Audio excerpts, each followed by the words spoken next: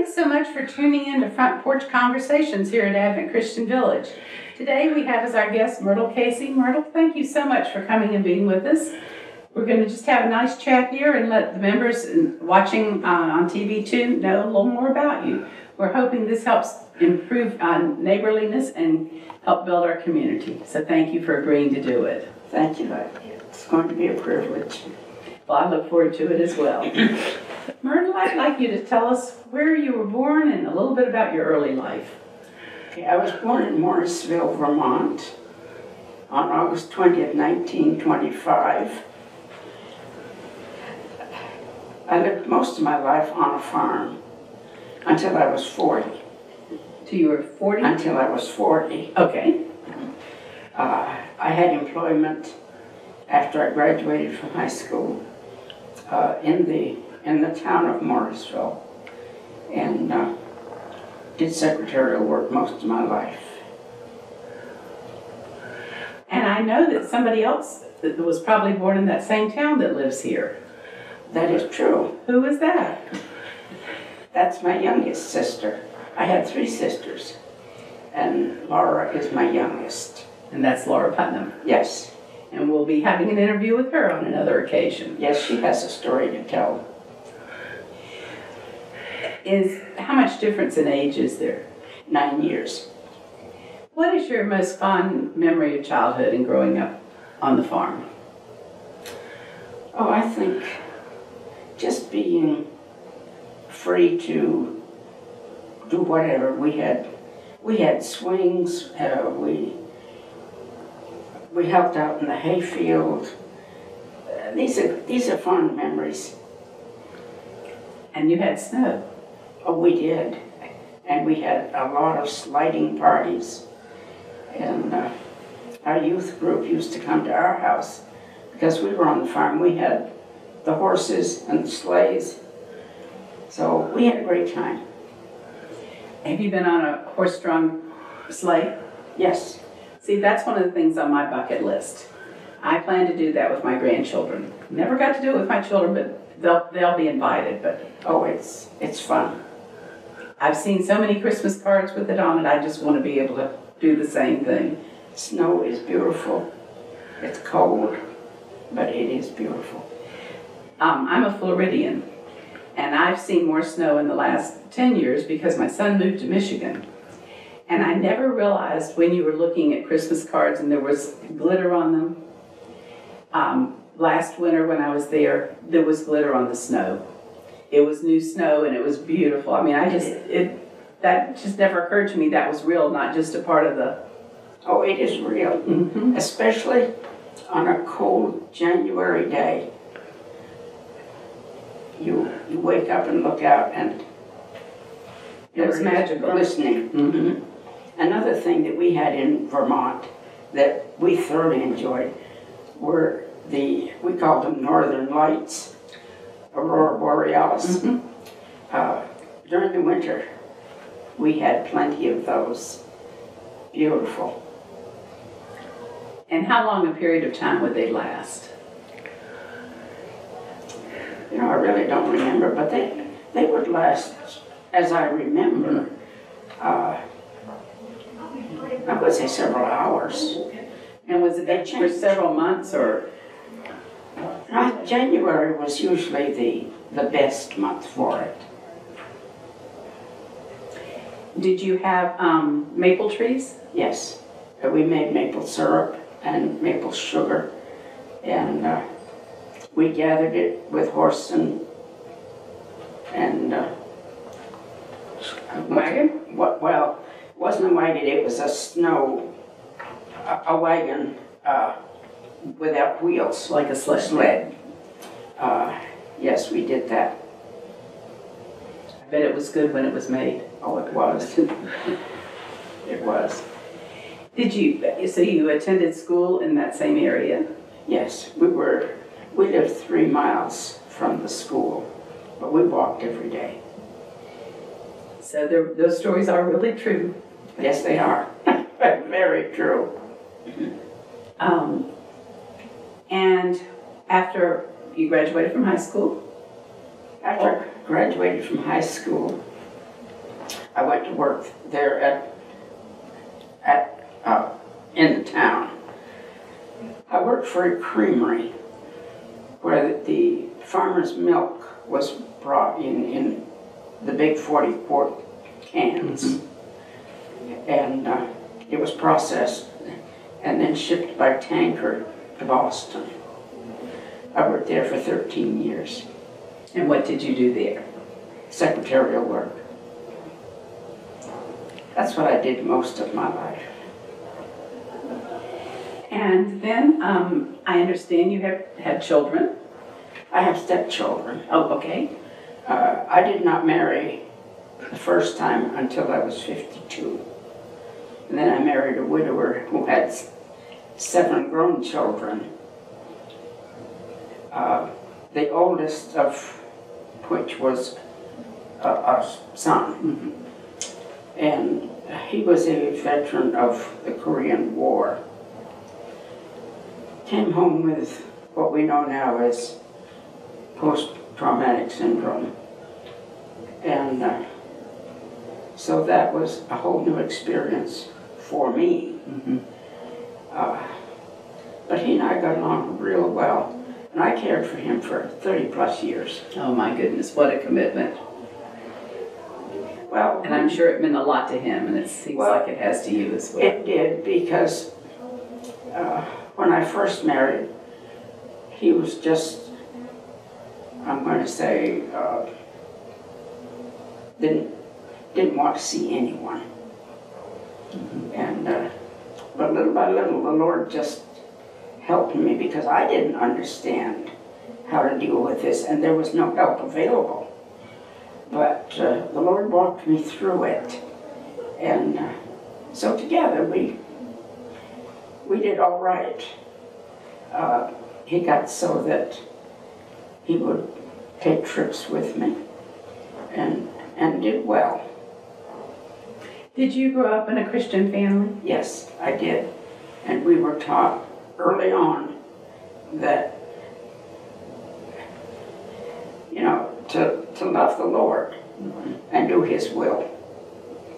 And we knew that He would guide us. And He sure has. After you left the creamery, what did you do? I did various jobs then, because I was having eye problems. So I did various jobs, and then I took a position at a Johnson State Teachers College. It was a small college, but I was secretary to the dean, and I worked there for 5 years.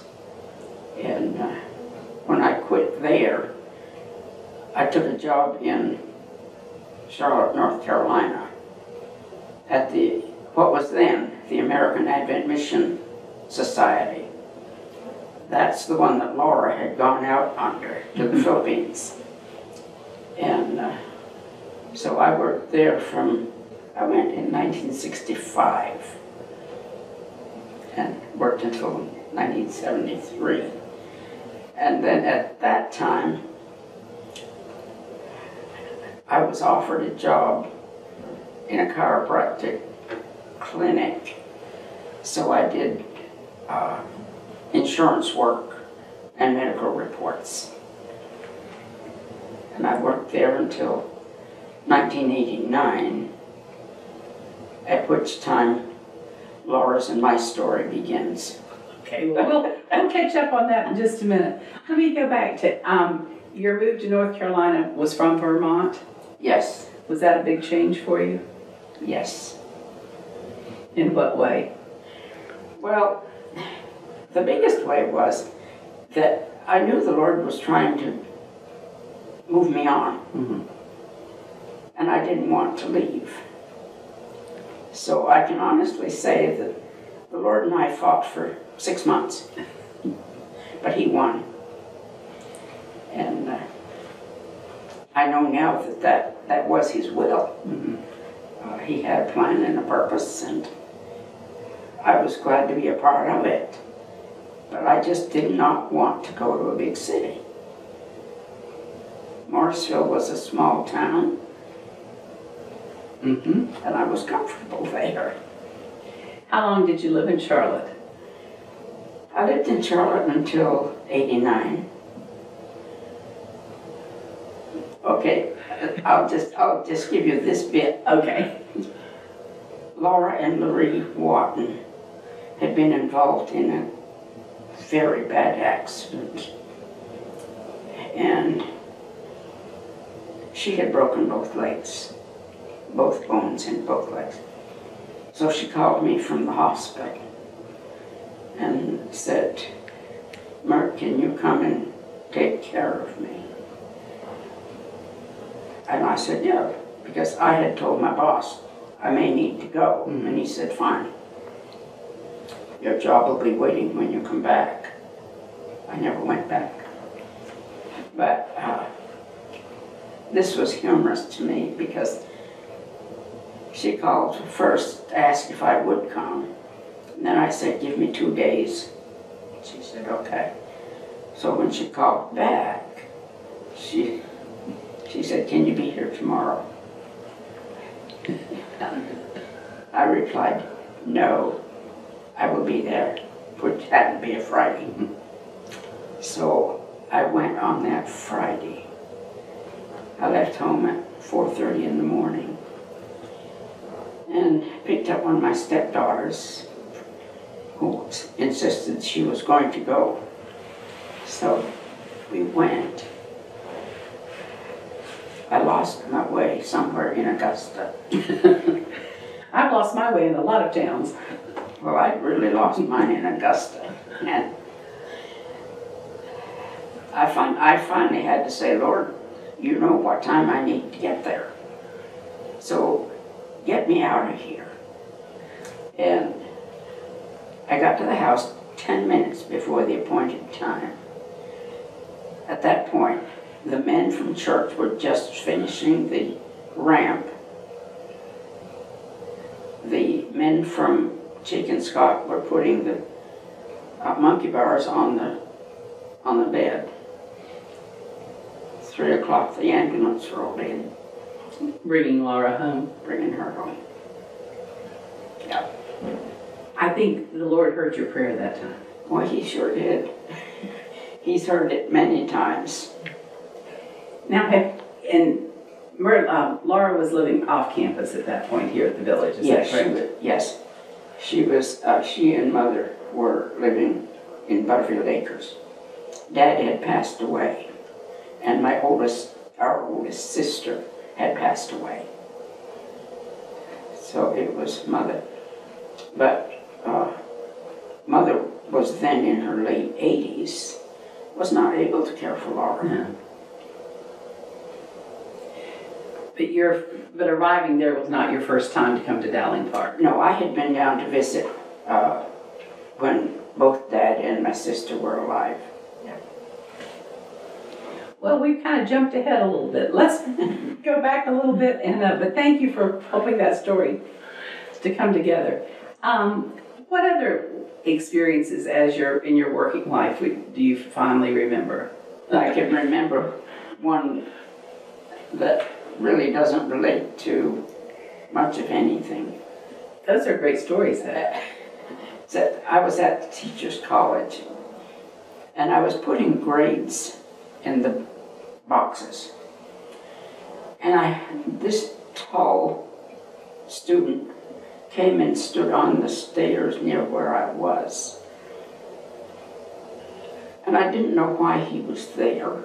He didn't speak. He just stood there until I finished, and then I moved on, and so did he. I didn't have a clue, and it didn't really bother me, but, there's just that question. Later, he came to my office, and he said, "Do you know why I was standing there while you were putting grades in boxes?" I said, "No, I have no idea." He said, "I heard one of the students say that if you didn't put his grade in, he was going to take care of you." He said, "I was there to protect you." Wow. But evidently you put his grade in the box, right? You know, I did not. Oh, you didn't? No, I did not. No. He didn't get a grade because he hadn't done what he was supposed to do. Oh, okay. So, no. Well, that was very admirable of the young man to do that. It was. And I think God sends special messengers to us in lots of ways. Oh, he does. He does. I can just tell you what I thought was humorous. We had a registrar that was very professional. I wasn't. I was friends with the students. And one day she called me and she said, would you come down? She said, I need you to check something. So I went down to her office. She said, here's a box to one of the students that came in. They'd been picked up at the post office. She says, it says live crocodile. She said, I'm not going to touch it. Would you check it? I said, no, I'm not going to check it. But I think it really was a baby crocodile. In that period of time, I can think that probably, it would have been. And it would have gotten through the mail okay. Yeah. Mm-hmm. So, yeah, we had. I don't think we could receive a live crocodile through the mail today. I don't. I would hope not. I would hope not too. I think he had to send it back. Oh.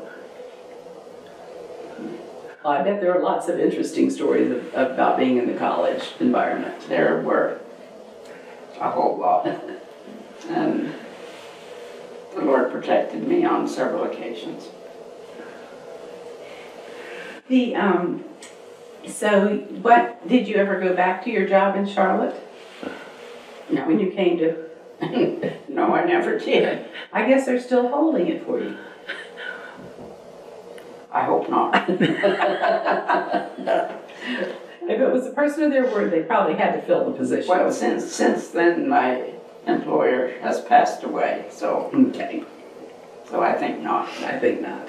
No, after Laura got on her feet, Mother was, well, even before Laura got on her feet, Mother was diagnosed with bone cancer. So I was there. I could get, after a while, neighbors could come and stay with Laura, and I could take Mother to Gainesville for radiation. So, well, it sounds like you had quite a ministry going on at that point. We did. Yeah, I learned a lot. We all did. Mm-hmm. We all did.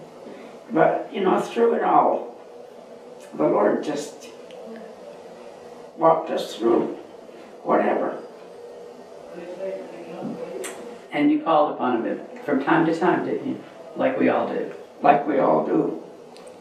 Mm-hmm. And he's there. And did you I believe you and Laura lived separately after a while, is that right? In Butterfield Acres? We did. She had her home.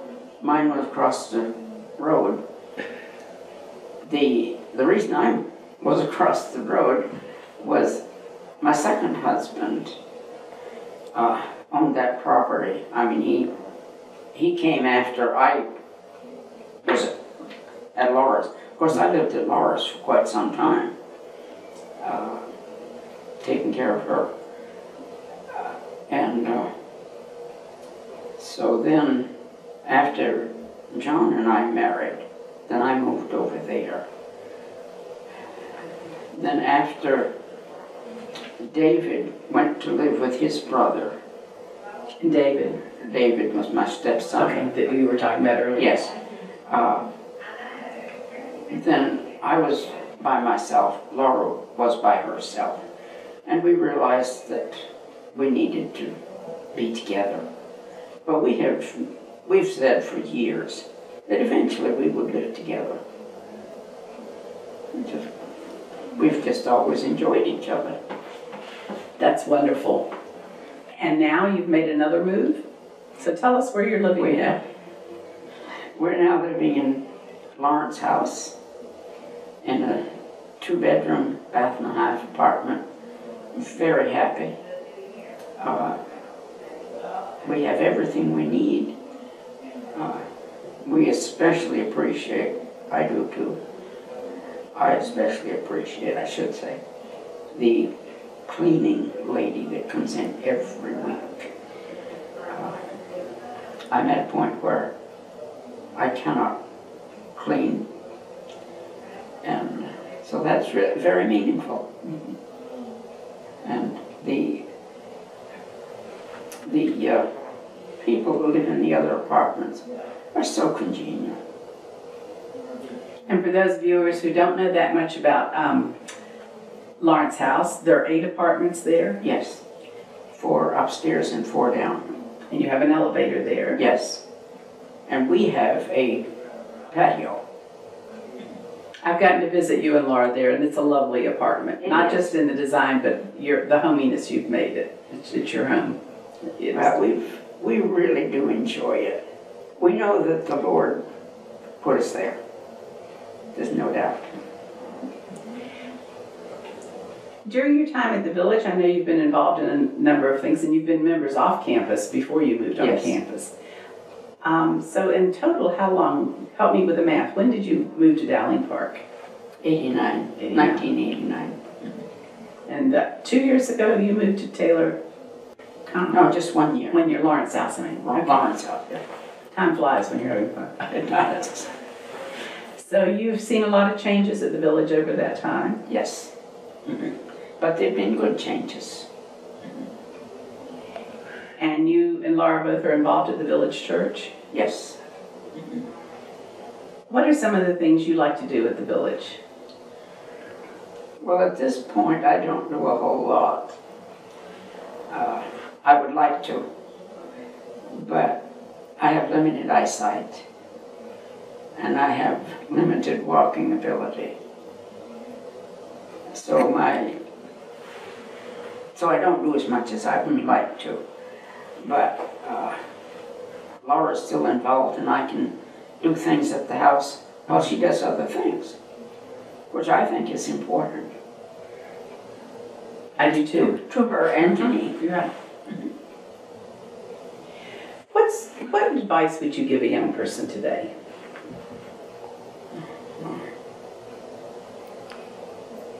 I guess you caught me off guard on that one. I think my initial advice would be, first and foremost, know the Lord. And go with His direction. What has helped you most in I know you started your walk with the Lord early in your life. I did. For somebody who didn't have that opportunity, how best can they begin that walk?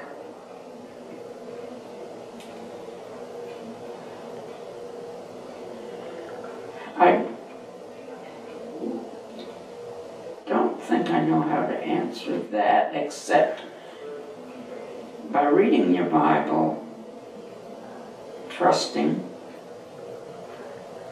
and I mean really trusting the Lord to walk you through situations. I think that's excellent advice. Thank you. What would you like to tell the viewers today that we haven't talked about the Myrtle story? I guess, and I don't know that this is important, you can cut it if you want.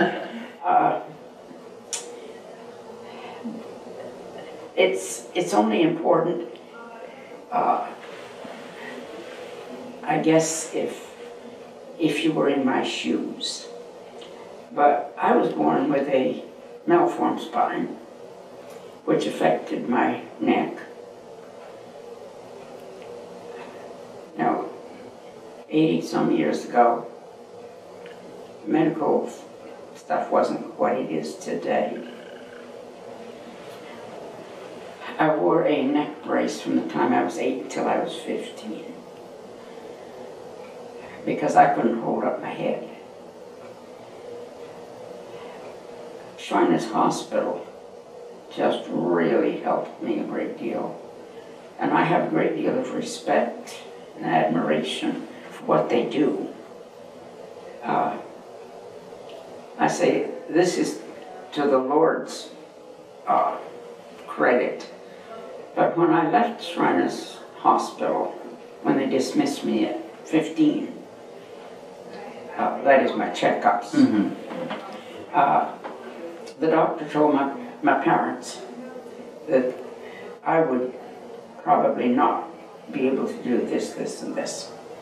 I would never be able to hold a full-time job. By the time I was 60, I would most likely be in a wheelchair.